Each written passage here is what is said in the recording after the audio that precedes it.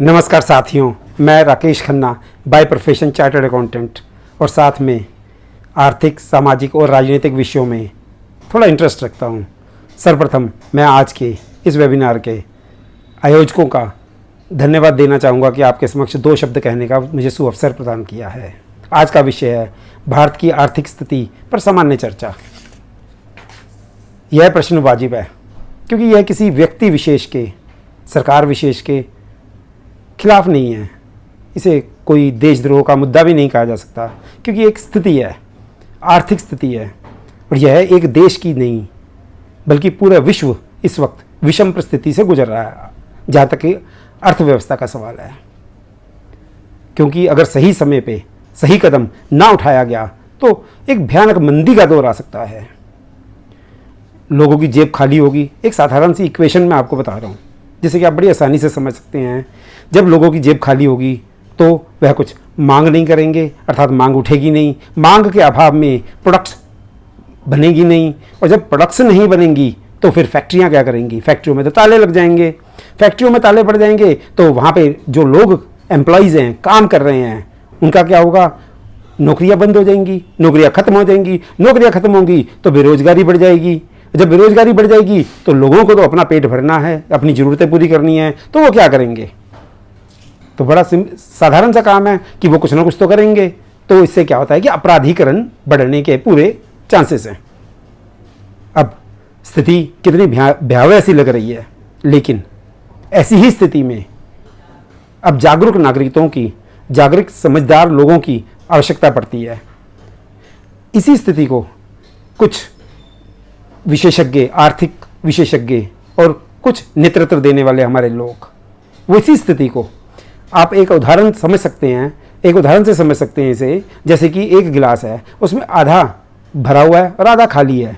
कुछ लोग तो कहेंगे कि ये आधा गिलास खाली है, लेकिन ये समझदार आर्थिक विशेषज्ञ और नेतृत्व यह उसको आधा भरा हुआ देख रहा है। वो आधे भरे हुए से वह प्लानिंग कर रहा है कि इस भयावह स्थिति से बाहर कैसे निकला जाए।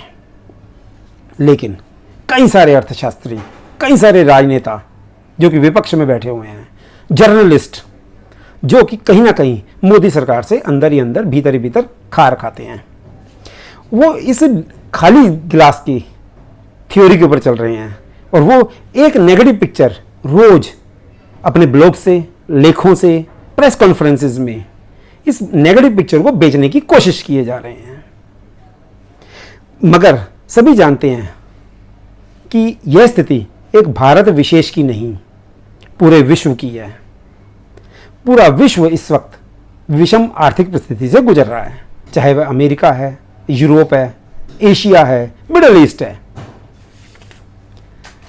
सभी देशों के, ज़्यादातर देशों के पक्ष विपक्ष जितने भी लोग बैठे हुए हैं वह सब मिलकर प्लान कर रहे हैं कि किस तरह से इस भयावह स्थिति से बाहर निकला जाए। लेकिन हिंदुस्तान की स्थिति तो कुछ अलग ही है।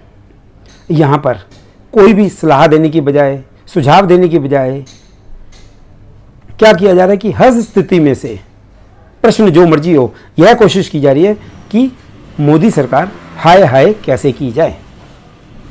मगर मैं एक बात आपको समझाना चाहूँगा, अगर आप स्वयं भी देख सकते हैं, अगर एनालिसिस करेंगे पिछले 6 वर्षों को, तो यह समझ सकते हैं कि भारतवर्ष के लिए यह एक थोड़ा सही समय, सही बात चल रही है कि मोदी जैसा राज हमारे को मिला हुआ है।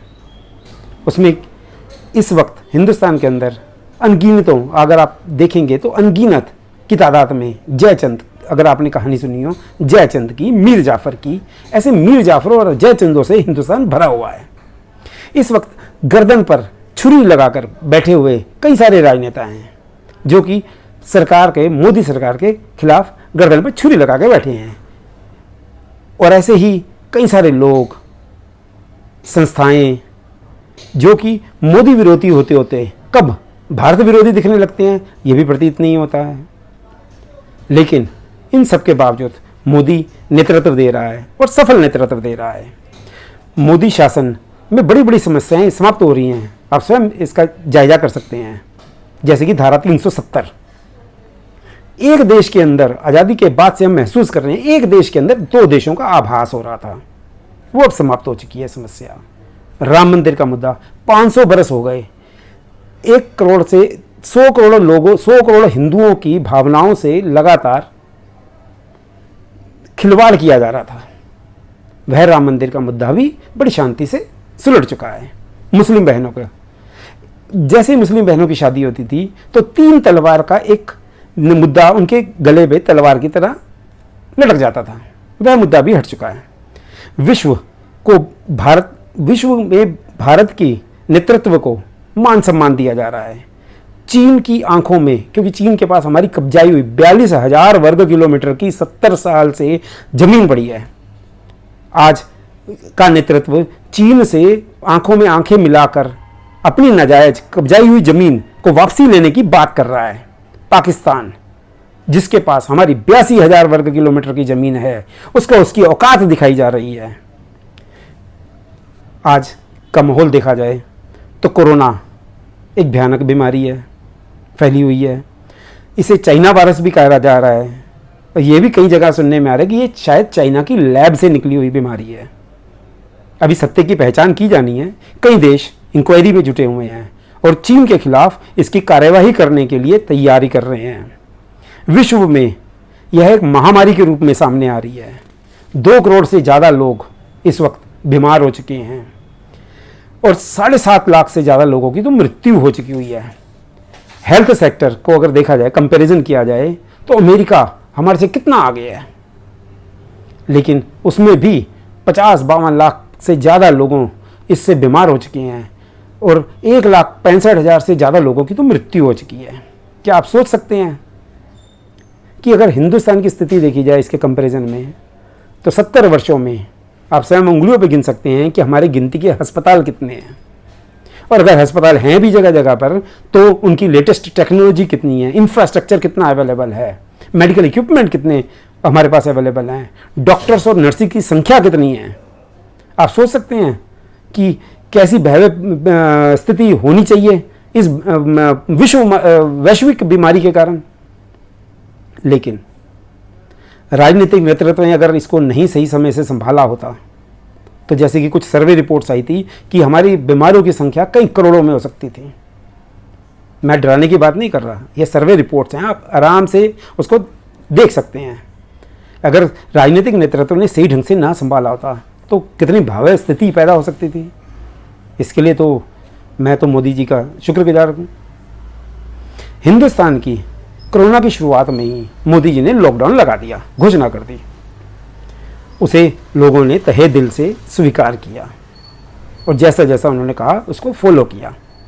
हाँ, कुछ गलतियां जरूर हुई, जैसे कि तबलीगी जमात की नासमझी सामने आई और ऐसे ही कई और गैदरिंग्स सामने आई, मगर फिर भी क्या किया जा सकता है, जो होना था सो हो चुका। फिर भी हम लोग संभले हुए हैं अगर विश्व के कंपैरिजन किया जाए तो, और हमारी अपने 70 साल के इंफ्रास्ट्रक्चर की, मेडिकल इंफ्रास्ट्रक्चर की अगर कंपैरेटिव पिक्चर देखी जाए तो आज भारत में 21 लाख से 22 लाख से ज़्यादा लोग बीमार हैं। और अब क्या कहा जा सकता है, 45,000 से ज़्यादा लोगों की मृत्यु भी हो चुकी है। लेकिन यह थोड़ा हौसला देने वाली बात है कि 16 लाख से ज़्यादा लोग ठीक भी हो चुके हैं। आज बीमारों की संख्या बढ़ रही है प्रतिदिन। लेटेस्ट पिक्चर है कि 60,000 से ज़्यादा के लोग प्रतिदिन आ रहे हैं। लेकिन थोड़ा शुक्र है कि रिकवरी रेट अच्छा है, मृत्यु दर बहुत कम है विश्व के कंपैरिजन में। समय गुजर चुका है, अस्पतालों व अन्य सुविधाएं सरकार के कंट्रोल में हैं। कोविड टेस्ट, जो उनकी टेस्टिंग है, वो लगातार बढ़ती जा रही है। कई लाख कोविड टेस्ट इस टाइम प्रतिदिन हो रहे हैं।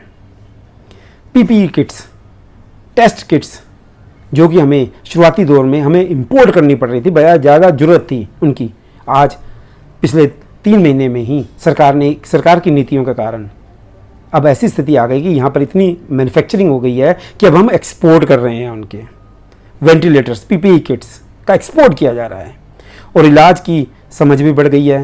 लोगों के अंदर जो एकदम से डर फैल गया था, वो डर अब थोड़ा दूर हुआ है। अब लोगों में विश्वास हुआ है, विश्वास पैदा हुआ है। लॉकडाउन से अब लॉकडाउन की अगर देखा जाए तो बीमारी को तो सरकार ने कंट्रोल लाने की प्रयास किया, भरसक प्रयास किया है और सफलता भी मिल रही है। लेकिन जहाँ तक आर्थिक क्षेत्र की बात करते हैं तो पीड़ा तो हुई है।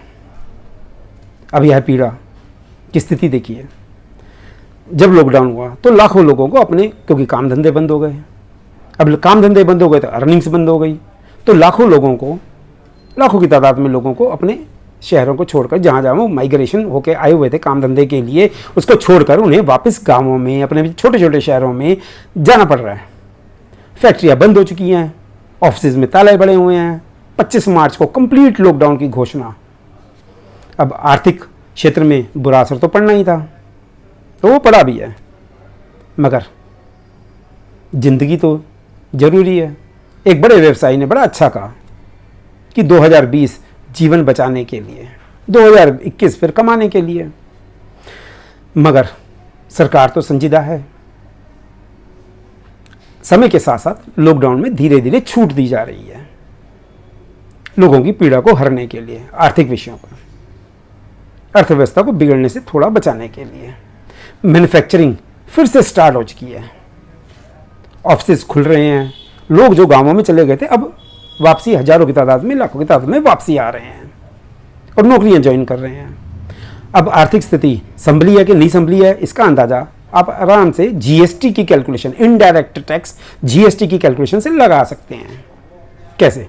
मार्च का महीना, लॉकडाउन से पहले की स्थिति 97,000 करोड़ रुपए की एक माह में, मार्च के महीने में कलेक्शन थी।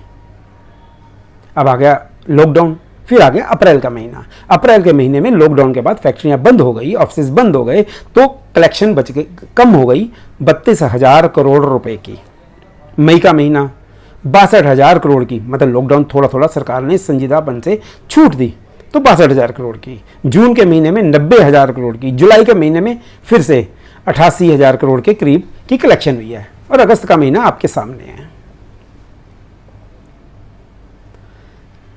वापसी सुधार की तरफ हिंदुस्तान की इकोनॉमी बढ़ रही है, व्यवसाय वापसी जड़ें पकड़ रहा है।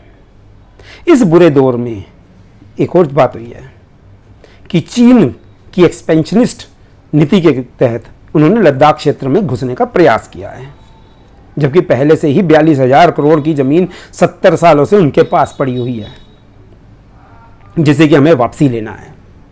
और अब और आगे उसने बढ़ने का प्रयास किया है। यह देश के लिए बुरा है।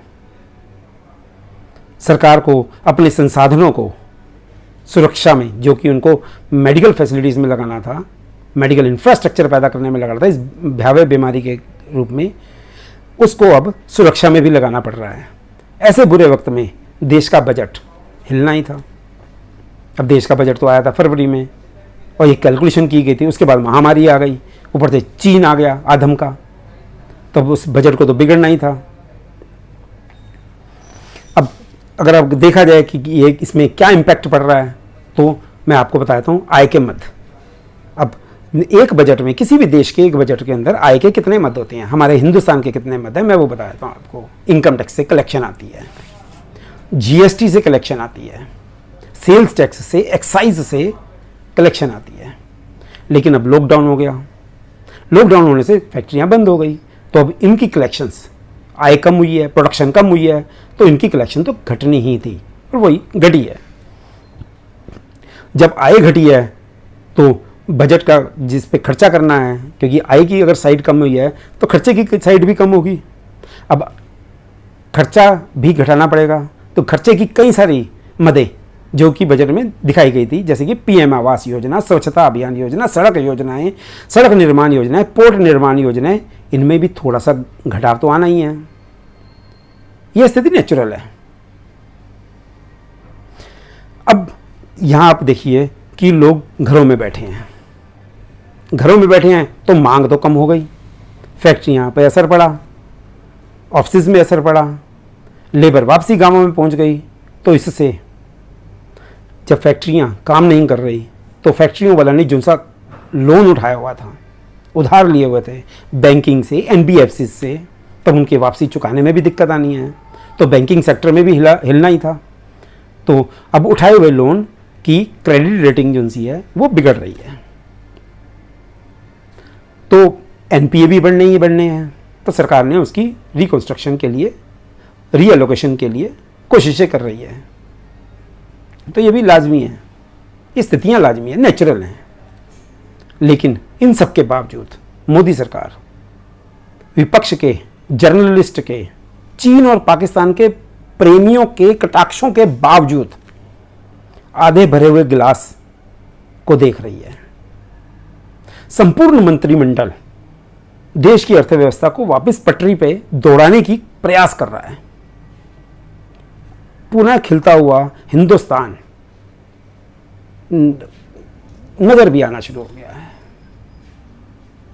अब तो हम सब भारतवासियों का, जिसमें कि पक्ष भी है, विपक्ष भी है, कांग्रेस, कम्युनिस्ट आदि पार्टीज, चीन समर्थक तथाकथित पढ़े लिखे लोग जो बड़े बड़े यूनिवर्सिटी से आते हैं और कहीं उनमें वहाँ के प्रोफेसर्स भी कहलाते हैं, सभी हिंदुस्तानियों को सरकार को हर तरह का सहयोग देना चाहिए, अपनी अपनी समझ के, अपने अपने सामर्थ्य के हिसाब से, जिससे न सिर्फ आर्थिक मंदी से बचा जा सके, कोरोना व चीन के अतिक्रमण का भी भरपूर जवाब दिया जा सके, भारत की सफलता का परचम पूरे विश्व में खुले आसमान में फिर से लहराया जा सके। जय हिंद, जय भारत।